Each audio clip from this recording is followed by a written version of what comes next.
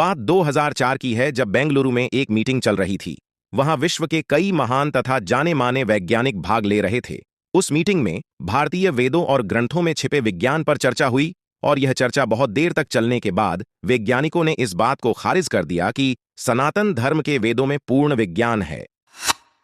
Meeting खत्म होने वाली थी और वे सब वैज्ञानिक इस निष्कर्ष को अंतिम निर्णय देने वाले थे, तभी एक जबरदस्त और रोचक घटना हुई।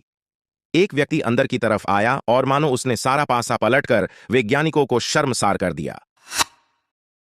ये थे आचार्य अग्निव्रत नैष्ठिक जी, जिन्होंने 20 साल तक वेदों के वैज्ञानिक महत्व को समझा। ये पूरी दुनिया में एकमात्र ऐसे इंसान थे जिन्होंने स्टीफन हॉकिंग जैसे वैज्ञानिक के जवाब को गलत सिद्ध किया था। जैसे ही उन्होंने वहां बोलना शुरू किया तो वहां बैठा हर व्यक्ति उनके जवाबों से अभिभूत हुआ। अंत में संपूर्ण विज्ञान को वेदों में साबित कर दिखाया और फिर कुछ ऐसा विज्ञान भी बताया जो कि वैज्ञानिकों की समझ से बाहर था। अंत में निष्कर्ष में वेदों को विज्ञान का दर्जा मिला, लेकिन यह दुर्भाग्य रहा कि यह बात लोगों को नहीं पता।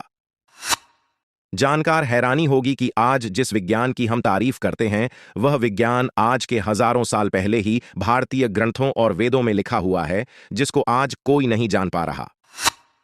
उस समय आचार्य जी ने प्रण लिया था कि 2021 तक भारत में वेद विज्ञान आएगा और ऐसा नहीं कर पाया तो अपने प्राण त्याग दूंगा। इनका ये प्रण 2017 में ही पूरा हो गया, जिसके आधार पर अब भारत में ये तेजी से फैल रहा है।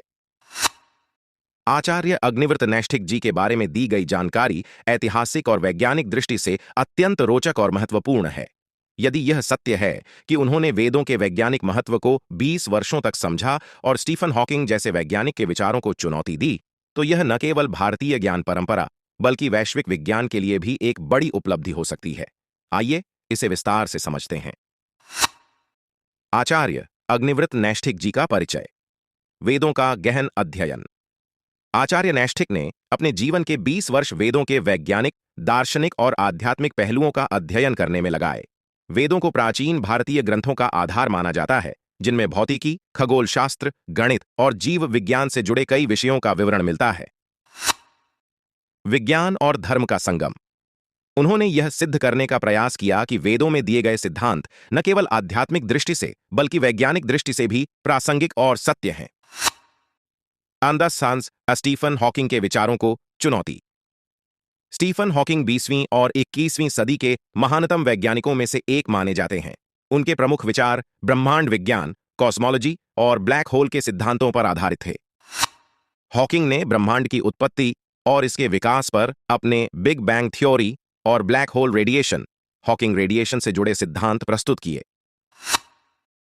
आचार्य नैष्ठिक का दृष्टिकोण। कहा जाता है कि आचार्य नैष्ठिक ने स्टीफन हॉकिंग के ब्रह्मांड के स्वाभाविक विकास, एथियस्टिक एवोल्यूशन और ईश्वर की भूमिका को नकारने वाले विचारों को चुनौती दी। वेदों में सृष्टि की उत्पत्ति और प्रलय के जो विवरण दिए गए हैं, उन्हें आचार्य नैष्ठिक ने आधुनिक विज्ञान के सिद्धांतों से जोड़कर व्याख्या की।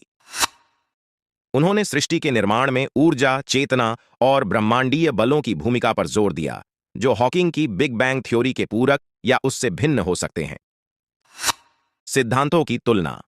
स्टीफन हॉकिंग का दृष्टिकोण। ब्रह्मांड का निर्माण भौतिक और प्राकृतिक प्रक्रियाओं का परिणाम है। आचार्य नैष्ठिक का दृष्टिकोण। ब्रह्मांड का निर्माण केवल भौतिक प्रक्रियाओं का परिणाम नहीं, बल्कि चेतन शक्ति, डिवाइन कॉन्शियसनेस का भी योगदान है। दास जो। वेदों का वैज्ञानिक महत्व। आचार्य नैष्ठिक ने यह सिद्ध करने की कोशिश की कि वेदों में कई वैज्ञानिक तथ्य पहले से मौजूद हैं, जैसे गोल शास्त्र। वेदों में सूर्य, चंद्रमा और ग्रहों की स्थिति और गति का विस्तृत विवरण है। यह स्टीफन हॉकिंग के टाइम एंड स्पेस से जुड़े सिद्धांतों से मेल खाता है। दूसरा, ऊर्जा संरक्षण। ऊर्जा न तो उत्पन्न की जा सकती है और न नष्ट की जा सकती है का सिद्धांत यजुर्वेद में मिलता है। यह आधुनिक भौतिकी के law of conservation of energy से मेल खाता है। 3. ब्रह्मांड का अनंत स्वरूप। ऋग्वेद में ब्रह्मांड को अनंत और सतत विस्तारशील कहा गया है, जो हॉकिंग के एक्सपेंडिंग यूनिवर्स के सिद्धांत से मेल खाता है। क्या आचार्य नैष्ठिक ने हॉकिंग को गलत सिद्ध किया? यदि यह दावा सत्य है तो यह संभवतः इन बिंदुओं पर आधारित हो सकता है। 1. सृष्टि में चेतना की भूमिका। स्टीफन हॉकिंग ने ईश्वर या चेतना के हस्तक्षेप को अस्वीकार किया था, जबकि आचार्य नैष्ठिक ने इसे सृष्टि का आधार माना। 2. विज्ञान का सीमित दृष्टिकोण। हॉकिंग ने सृष्टि को केवल भौतिक नियमों से समझाया, लेकिन आचार्य नैष्ठिक ने इसे आध्यात्मिक और भौतिक दोनों दृष्टियों से देखने पर जोर दिया। महत्वपूर्ण उदाहरण: हॉकिंग के समय का सिद्धांत। हॉकिंग ने समय को एक आयाम डिमेंशन के रूप में परिभाषित किया।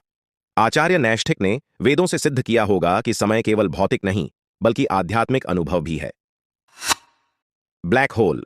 हॉकिंग का ब्लैक होल सिद्धांत ब्रह्मांडीय ऊर्जा और गुरुत्वाकर्षण पर केंद्रित है। आचार्य नैष्ठिक ने वेदों से यह सिद्ध किया होगा कि ब्लैक होल को महाशून्य या प्रलय के रूप में पहले ही वर्णित किया गया है।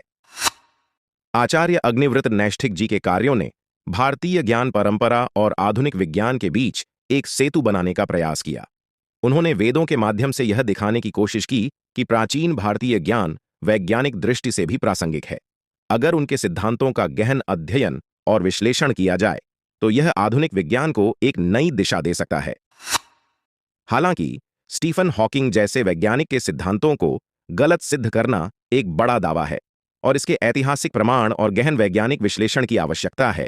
यदि यह प्रमाणित हो जाए तो यह भारतीय ज्ञान की वैश्विक स्वीकृति में महत्वपूर्ण योगदान कर सकता है।